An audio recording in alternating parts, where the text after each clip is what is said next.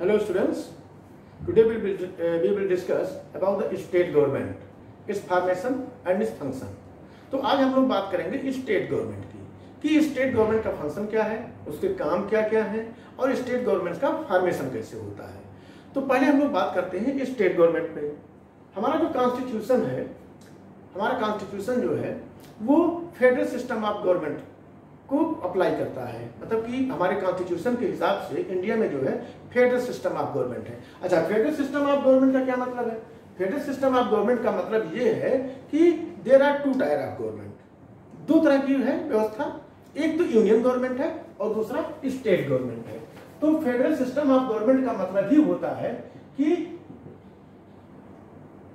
जो है एक सेंट्रल गवर्नमेंट और दूसरा स्टेट गवर्नमेंट।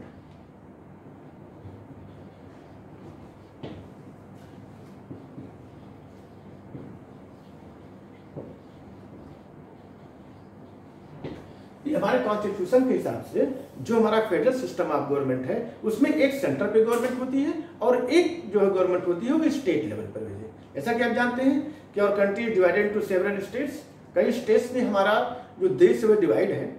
एक यूनियन गवर्नमेंट फॉर्म होती है जिसके रूल, जिसके लॉ, जिसके रूल्स, जिसके रेगुलेशंस वो पूरे देश को पूरे देश पर अप्लाई होते हैं, पूरे देश में उसका इम्प्लीमेंटेशन किया जाता है। लेकिन स्टेट गवर्नमेंट का जो फॉर्मेशन होता है, स्टेट गवर्नमेंट्स के जो रूल्स, रेगुलेशन, पॉलिसी, लॉ, ये with in the boundary of state government, ये सिर्फ स्टेट गवर्नमेंट की बाउंड्री के भीतर ही लागू होते हैं, स्टेट गवर्नमेंट से आगे वो लागू नहीं होते हैं। जैसे मान लीजिए अगर यूपी गवर्नमेंट कोई कानून बनाती है तो सिर्फ यूपी में ही वो लागू होगा, वह बिहार में, राजस्थान में या और किसी अन्य स्टेट में वो लागू नहीं होगा। तो फेडरल सिस्टम ऑफ गवर्नमेंट, पहले तो हम बात करते हैं कि फेडरल सिस्टम ऑफ गवर्नमेंट बनाया क्यों गया, क्यों इस सिस्टम डेवलप किया गया। सिस्टम इसलिए ऐसा बनाया गया क्योंकि हमारा देश भी बहुत बड़ा है, it's a vast country and has huge population, एक बहुत बड़ा देश है, बहुत बड़ी जनसंख्या है। तो इतने बड़े देश पर, इतने बड़े भूभाग पर, इतनी पॉपुलेशन पर किसी एक गवर्नमेंट का शासन करना पॉसिबल नहीं है। पॉसिबल से मतलब ये है कि स्मूथली गवर्नमेंट रन नहीं कर पाएगी।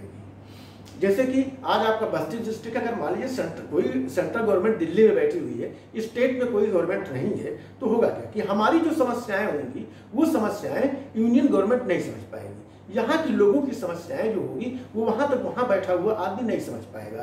तो इसकी for the smooth running of administration and for the smooth development of our country we have devised this system of government. मतलब कि स्मूथली एडमिनिस्ट्रेशन चलाने के लिए और स्मूथली डेवलपमेंट वर्क करने के लिए, कि डेवलपमेंट का काम हो, सभी पूरे देश का सर्वांगीण विकास हो, सभी देश का अच्छे से विकास हो, इसके लिए ये सिस्टम बनाया गया कि स्टेट गवर्नमेंट और सेंट्रल गवर्नमेंट, जैसे यूनियन गवर्नमेंट भी कहते हैं, यूनियन गवर्नमेंट जो कि हमारे कॉन्स्टिट्यूशन में यूनियन गवर्नमेंट ही लिखा है। तो यूनियन गवर्नमेंट और स्टेट गवर्नमेंट दोनों मिल करके काम करें तभी देश का अच्छे से विकास हो पाएगा। तो इस तरह की व्यवस्था की जरूरत पड़ी और इसलिए हमारे कॉन्स्टिट्यूशन मेकर्स ने इस व्यवस्था को भी अपनाया है।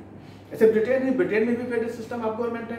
तो अब हम लोग बात करते हैं, अच्छा एक चीज और है इसमें, स्टेट और central government is to avoid any kind of collision, power are separated between the state and union government. किसी भी तरह के कोलिजन से बचने के लिए कि आपस में कोई टकराव ना हो सेंट्रल गवर्नमेंट से या यूनियन गवर्नमेंट से और स्टेट गवर्नमेंट से, पावर का डिवीजन भी कर दिया गया है, पावर का बंटवारा कर दिया गया है। कुछ पावर है जो स्टेट गवर्नमेंट के पास है, कुछ पावर है जो कि सेंट्रल गवर्नमेंट के पास पावर है। तो जो स्टेट गवर्नमेंट का कानून है, उस जो स्टेट गवर्नमेंट का सब्जेक्ट है उस पर स्टेट गवर्नमेंट ही कानून बनाएगी, उस पर वही कोई पॉलिसी बनाएगी। जो सेंट्रल गवर्नमेंट की लिस्ट में है उस पर सेंट्रल गवर्नमेंट का कानून बनाएगी। तो इस तरह से जो होता है कि किसी तरह का कोई कोल्यूजन ना हो आपस में सेंट्रल स्टेट गवर्नमेंट, इसी पावर का डिवीजन भी कर दिया गया है। दूसरी चीज ये है कि स्टेट जो गवर्नमेंट होती है वो कॉन्स्टिट्यूशनली वह अपने स्टेट के भीतर ही फंक्शन करती है, जैसा कि अभी हमने बताया है कि स्टेट गवर्नमेंट जो है वो फंक्शन करती है अपने with in the boundary of function with in the boundary of concerned state, कि जो स्टेट गवर्नमेंट होती है वह अपने ही स्टेट के अंदर उसके सारे रूल्स रेगुलेशन कानून सब लागू होते हैं। तो there are also separation of power between the union government and state government. तो स्टेट गवर्नमेंट और यूनियन गवर्नमेंट में सेपरेशन ऑफ पावर भी है, पावर का डिवीजन भी है, पावर का बंटवारा भी है। क्यों है? इसलिए कि सबसे बड़ी बात यह थी कि कोई पावर में कोई आपस में कोल्यूजन ना हो, कोई आपस में टकराव ना हो स्टेट गवर्नमेंट और सेंट्रल गवर्नमेंट में। और दूसरी चीज, स्टेट गवर्नमेंट अगर बनाई गई है तो स्टेट गवर्नमेंट को भी कुछ काम करना चाहिए, उसकी भी कुछ रिस्पॉन्सिबिलिटी है, उसकी भी कुछ जिम्मेदारियां हैं। वह भी जो पब्लिक है, पब्लिक के प्रति जो है वह भी अकाउंटेबल है, वह भी उसके प्रति उत्तरदायी है। तो इससे कुछ काम स्टेट गवर्नमेंट को दे दिए गए हैं। सपोज कीजिए कि अगर बस्ती का विकास करना है तो सेंट्रल गवर्नमेंट कहां से करने आएगी? तो ये जो स्टेट गवर्नमेंट हमारी है, जैसे हमारे स्टेट का कैपिटल क्या है, लखनऊ है, वहां पे जो गवर्नमेंट बैठी हुई है वो आसानी से पता कर सकती है कि बस्ती में क्या प्रॉब्लम, हमारे जिले में क्या प्रॉब्लम है। तो इससे उसे वह स्मूथली उसे चला सकती है और उस प्रॉब्लम को रिजॉल्व कर सकती है। तो स्टेट गवर्नमेंट, अगर गवर्नमेंट हो उसको कोई पावर नहीं हो तो फिर गवर्नमेंट की जरूरत ही क्या है? तो इसलिए सेपरेशन ऑफ पावर किया गया कि यूनियन और सेंट्रल गवर्नमेंट के बीच में पावर का बंटवारा कर दिया गया।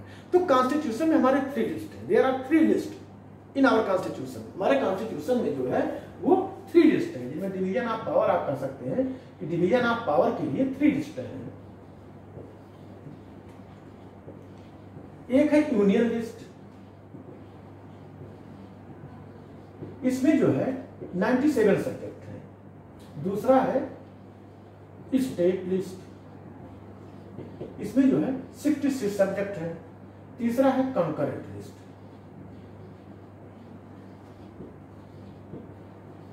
इसमें जो है 47 सब्जेक्ट है। अब आइए समझते हैं कि ये है क्या।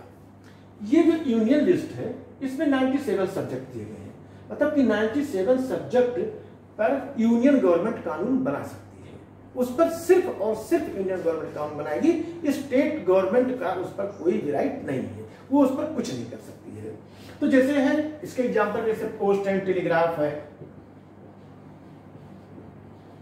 एग्जांपल के लिए पोस्ट एंड टेलीग्राफ है, रेलवे है,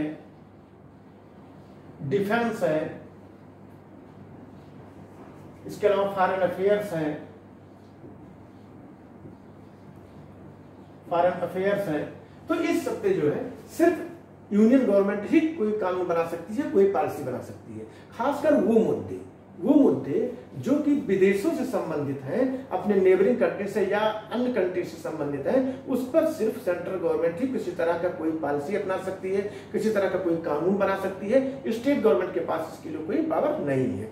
उसके ऐसा इसलिए भी कि अगर स्टेट गवर्नमेंट को पावर हो जाएगी इस तरह की, तो विदेशों से हमारे संबंध जो है खराब हो सकते हैं। मान लीजिए कि कोई एक यूनियन गवर्नमेंट किसी एक पार्टी की अगर सेंटर में बैठी हुई है और स्टेट में दूसरी पार्टी की सरकार है, तो वो हो सकता है कि संबंध बिगाड़ने के उससे वह कुछ ऐसी बात बोल दे, कुछ ऐसा उसका काम हो जाए कि जिससे हमारे जो है विदेशी संबंध प्रभावित हो जाए। तो इससे इसको हटा दिया गया है कि इस पर स्टेट गवर्नमेंट कुछ नहीं कर सकती। उसी तरह डिफेंस का मैटर है जो कि हमारे देश की सुरक्षा से संबंधित है, इसमें भी नहीं कर सकते। पोस्ट एंड टेलीग्राफ है, कम्युनिकेशन है, रेलवे है, इस सब पे जो है सिर्फ सेंट्रल गवर्नमेंट या यूनियन गवर्नमेंट ही कानून बना सकती है। तो इस तरह से जो डिवीजन ऑफ पावर है between the centre and state, उसमें यूनियन लिस्ट में 97 सब्जेक्ट दिए गए। इसी तरह से स्टेट लिस्ट में 66 सब्जेक्ट हैं। जो स्टेट लिस्ट है इसमें 66 सब्जेक्ट हैं या 66 कह सकते हैं आइटम है इसमें, जिस पर कि सिर्फ स्टेट गवर्नमेंट ही कानून बना सकती है। उसमें अगर कोई विशेष परिस्थिति नहीं है, अगर इमरजेंसी की सिचुएशन नहीं है, तो यूनियन गवर्नमेंट उस पर किसी तरह का इंटरफेरेंस नहीं कर सकती है। हाँ, अगर इमरजेंसी की सिचुएशन है तो कुछ कर सकती है। एक्चुअली है कि हमारा कॉन्स्टिट्यूशन जो है, हमारे कॉन्स्टिट्यूशन जो यूनियन गवर्नमेंट है उसके पास बहुत अधिक पावर है, वह जो चाहे कर सकती है। जो चाहे का मतलब ये नहीं, लेकिन अगर परिस्थितियां असामान्य हैं, अगर परिस्थितियां सामान्य नहीं है तो उसके पास असीमित पावर है। लेकिन अगर परिस्थितियां सामान्य है तो असीमित पावर नहीं है। लेकिन हमारा यूनियन गवर्नमेंट जो है वह स्ट्रांग है। तो इस तरह से 67 सब्जेक्ट जो है, जैसे मान लीजिए कि इसमें हेल्थ है, एजुकेशन है, पुलिस है, एग्रीकल्चर है, ये सब जो है इसके अंतर्गत आते हैं। तो इस स्टेटशिप में जो सब्जेक्ट दिए गए हैं इस पर सिर्फ स्टेट गवर्नमेंट ही कानून बना सकती है। इसी तरह से कुछ सब्जेक्ट हैं जो कि कंकरेंट लिस्ट में, जैसे हेल्थ जो है वो कंकरेंट लिस्ट में है, हेल्थ है, एजुकेशन है, कुछ ऐसे भी हैं जो कि सब्जेक्ट जो कि कंकरेंट लिस्ट में है। और कंकरेंट लिस्ट में जो सब्जेक्ट है उस पर कानून जो है सिर्फ जैसे मैरिज है, कंकरेंट लिस्ट में जो सब्जेक्ट दिए गए हैं जैसे है कि मैरिज है, एजुकेशन है, मैरिज है, एजुकेशन है, मेडिकल है, न्यूज़पेपर है, मेडिकल या हेल्थ, न्यूज़पेपर है,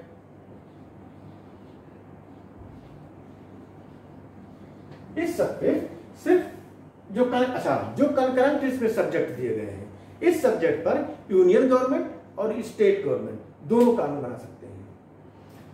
अगर अब आप ये कहेंगे कि दोनों कैसे बनाएंगे, अगर एजुकेशन से रिलेटेड कोई मैटर है तो उस पर चाहे तो केंद्र सरकार भी या यूनियन गवर्नमेंट भी कानून बना सकती है, और चाहे तो स्टेट गवर्नमेंट वो भी कानून बना सकती है, जिसे राज्य सरकार कहा जाता है।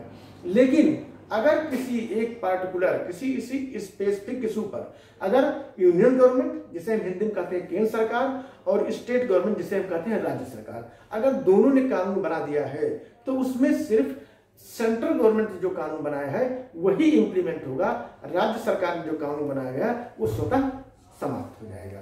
तो इसीलिए जो हमारा यूनियन गवर्नमेंट है वो ज्यादा स्ट्रांग है in comparison to the state government. तो स्टेट गवर्नमेंट के कंपेरिजन में हमारा जो यूनियन गवर्नमेंट है वो स्ट्रांग है, लेकिन स्टेट गवर्नमेंट को भी काफी पावर दिए गए हैं जो अपनी बाउंड्री के अंदर वो कर सकते हैं। तो ये हो गया सेपरेशन ऑफ पावर। इसके अलावा हमारा जो देश है वो सिर्फ स्टेट्स में ही नहीं डिवाइड है बल्कि यूनियन टेरिटरीज में भी डिवाइड है। तो यूनियन टेरिटरीज में यहाँ पर जैसे जो स्टेट गवर्नमेंट है, स्टेट गवर्नमेंट में जो हेड ऑफ स्टेट होता है वो गवर्नर होता है, वो है गवर्नर।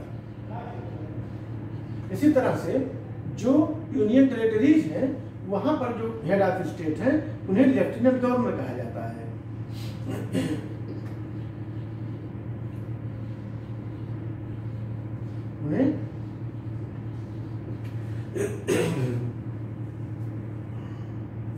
उन्हें जो है लेफ्टिनेंट गवर्नर कहा जाता है।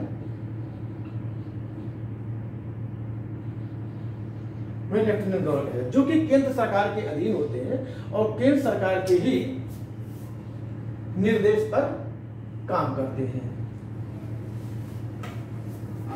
अच्छा, तो इस तरह से ये हम लोग अभी पर्टिकुलरली बात करेंगे स्टेट गवर्नमेंट की। यूनियन टेरिटरीज की बात अभी यहाँ नहीं करेंगे। यूनियन टेरिटरीज मतलब जिन्हें हिंदी में कहता है केंद्र शासित प्रदेश। तो केंद्र शासित जो प्रदेश होते हैं वहां वो जो है डायरेक्टली यूनियन गवर्नमेंट जो सेंट्रल गवर्नमेंट है उसी के अधीन वो काम करते हैं। वहां पर लेफ्टिनेंट गवर्नर होता है, स्टेट में गवर्नर होता है। देखिए दो चीजें होती हैं, एक तो होता है हेड ऑफ स्टेट और दूसरा होता है head of government.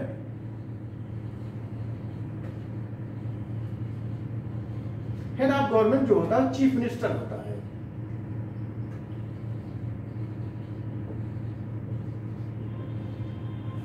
Head of government जो होता है वो चीफ मिनिस्टर होता है। हेड ऑफ स्टेट जो होता है वो गवर्नर होता है। गवर्नर के पास पावर ज्यादा नहीं है, गवर्नर के पास पावर बहुत ही लिमिटेड है, बहुत सीमित पावर है। पावर जो है it's best in the hands of chief minister. ये चीफ मिनिस्टर के ही हाथों में होता है और चीफ मिनिस्टर के एडवाइस पर गवर्नर काम करते हैं। मतलब राज्य का जो भी काम होता है वो गवर्नर के नाम पर होता है। काम करता है चीफ मिनिस्टर, लेकिन नाम किसका होता है? गवर्नर का। तो गवर्नर जो है वह चीफ मिनिस्टर की एडवाइस पर काम करता है। एड एंड एडवाइस, इसकी सहायता से और उसकी एडवाइस से काम करता है चीफ मिनिस्टर। लेकिन गवर्नर के पास पावर बहुत कम है। इसी तरह से अगर हम यूनियन टेरिटरीज को देखें तो यूनियन टेरिटरीज में जो लेफ्टिनेंट गवर्नर होते हैं उनके पावर ज्यादा है in comparison to state governor. जो स्टेट के गवर्नर हैं उनके कंपेरिजन लेफ्टिनेंट गवर्नर के पास पावर ज्यादा होते हैं। जैसे आप दिल्ली लीजिए, दिल्ली भी यूनियन टेरिटरीज है लेकिन यहाँ पर राज्य भी है। यहाँ पर जो है राज्य भी है, एक राज्य भी है। जैसे तो वहां पर जो लेफ्टिनेंट गवर्नर है उनके पास ज्यादा पावर, वहां पर जो सरकार है उनके पास पावर कम है, वहां पर ज्यादातर नियंत्रण जो होता है वो होता है यूनियन गवर्नमेंट का। जैसे वहां पर जो सरकार है उनसे बहुत सारी चीजों के लिए उन्हें केंद्र सरकार से, यूनियन गवर्नमेंट से अनुमति लेनी पड़ती है, उससे परमिशन उन्हें लेना पड़ता है।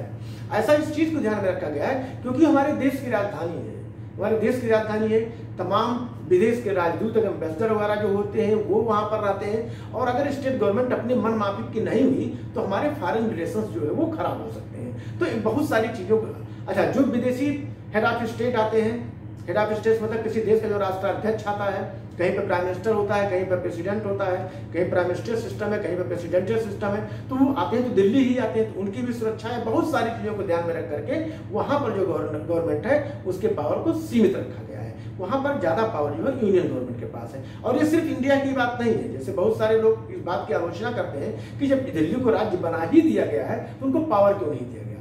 तो सिर्फ इंडिया की बात नहीं है, कहीं भी किसी भी देश में जो राजधानी होती है उस देश की, वहां का पावर जो है, वहां का जो यूनियन गवर्नमेंट होता है उसी के हाथ में होता है, क्योंकि उससे विदेशी मामले प्रभावित होते हैं, हमारे फॉरेन रिलेशन प्रभावित होते हैं, इसको कभी भी स्टेट के हाथों में नहीं छोड़ा जाता है। चलिए अब हम लोग फिर बात करते हैं, फिर स्टेट गवर्नमेंट के टॉपिक पर पहुंचते हैं। अच्छा, इसके अलावा स्टेट गवर्नमेंट से एडमिनिस्ट्रेशन चलाने के लिए भी जरूरत होती है एम्प्लॉइज की। दो तरह की सर्विसेज है, एक जो होता है ऑल इंडिया सर्विसेज, एक है जैसे कि for the smooth running of administration, इसके लिए एक है ऑल इंडिया सर्विसेज, जिसे आप लोग IAS IPS के नाम से जानते हैं। एक ऑल इंडिया सर्विसेज है और दूसरा है प्रोविंशियल सिविल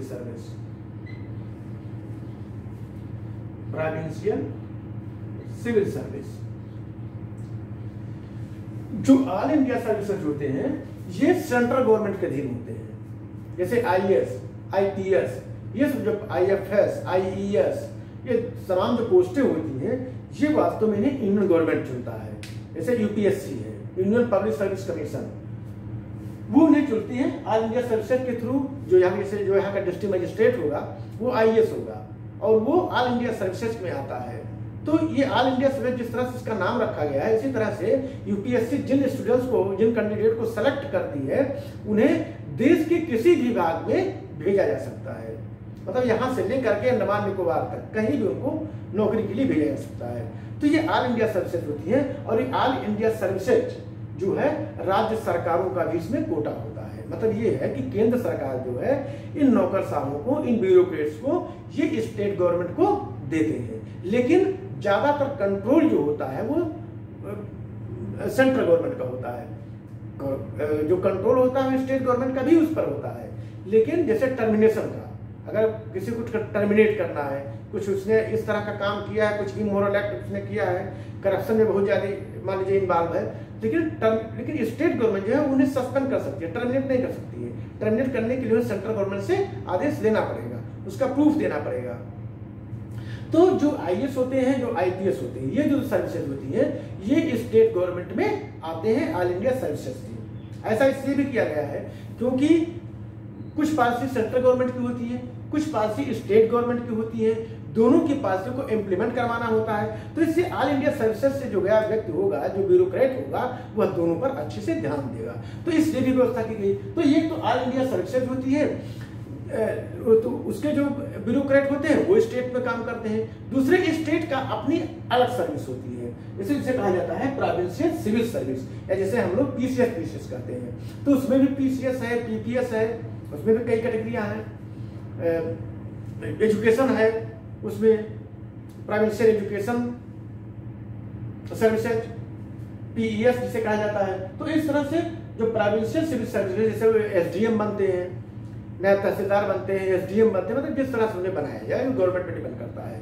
तो ये दो तरह की सर्विसेज होती हैं, एक तो ऑल इंडिया सर्विसेज के कुछ ब्यूरोक्रेट होते हैं, कुछ अधिकारी होते हैं जो स्टेट में काम करते हैं, जो सीनियर लेवल पर होते हैं। इसी तरह से प्रोविंशियल सिविल सर्विस के जो ब्यूरोक्रेट होते हैं वो थोड़ा उनसे लोअर लेवल पर काम करते हैं। जैसे कि डिस्ट्रिक्ट में IAS होता है जो वो ऑल इंडिया सर्विसेज का होता है, वो डीएम होता है, क्योंकि वो पूरा जिला उसे देखना होता है, उसी के डायरेक्शन में उसी गाइडेंस से पूरे जिले का काम होता है, पूरे डिस्ट्रिक्ट का काम होता है। जो प्राइवेट से सिविल सर्विस के कर्मचारी होते हैं वो इसी ऑल इंडिया सर्विसेज के जो कर्मचारी हैं उनके अधीन में, उनके सुपरविजन में काम करते हैं। तो स्टेट में भी दो तरह की सर्विसेज होती हैं, एक ऑल इंडिया सर्विसेज और दूसरा प्रोविंशियल सिविल सर्विस। अब आइए हम लोग एक और बात कर लेते हैं नेचुरल रिसोर्सेज की। अब हम लोग बात करते हैं नेचुरल रिसोर्सेज की। ऐसे नेचुरल रिसोर्सेज होते हैं, जो नेचुरल रिसोर्सेज होते हैं तो भाई पूरे देश से फैले हुए हैं, किसी न किसी स्टेट में पड़ेंगे ही, लेकिन नेचुरल रिसोर्सेज पर जो अधिकार होता है वो सेंट्रल गवर्नमेंट का होता है।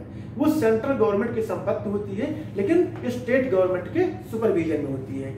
जो स्टेट गवर्नमेंट से जो नेचुरल रिसोर्सेज निकाले जाते हैं, एक्सट्रैक्ट किए जाते हैं, उसका अधिकार जो होता है वो यूनियन गवर्नमेंट को होता है। उस स्टेट गवर्नमेंट को उसमें से रॉयल्टी दी जाती है, उसके बदले में उसे कुछ पैसा दिया जाता है, क्योंकि वो विशेष स्टेट से बिलोंग करता है वह। लेकिन वह रिसोर्स जो होता है वो स्टेट का नहीं होता है। कुछ है जैसे फॉरेस्ट है, वो स्टेट गवर्नमेंट पे आता है, लेकिन जैसे माइनिंग में मान लीजिए सपोज कीजिए कि बस्ती में अगर गोल्ड का स्टोरेज मिल जाए हमको, अगर गोल्ड की माइनिंग यहाँ करवाई जाए तो स्टेट गवर्नमेंट का नहीं होगा, वो पूरा पूरा सेंट्रल गवर्नमेंट का होगा। अगर मान लीजिए यहाँ पर हेमेटाइट और बॉक्साइट मिल जाए तो स्टेट गवर्नमेंट का नहीं होगा, वो सेंट्रल गवर्नमेंट का है। तो नेचुरल रिसोर्सेज पे जो अधिकार होता है वो सेंट्रल गवर्नमेंट का होता है, और स्टेट गवर्नमेंट को जो है सिर्फ उसमें रॉयल्टी दी जाती है।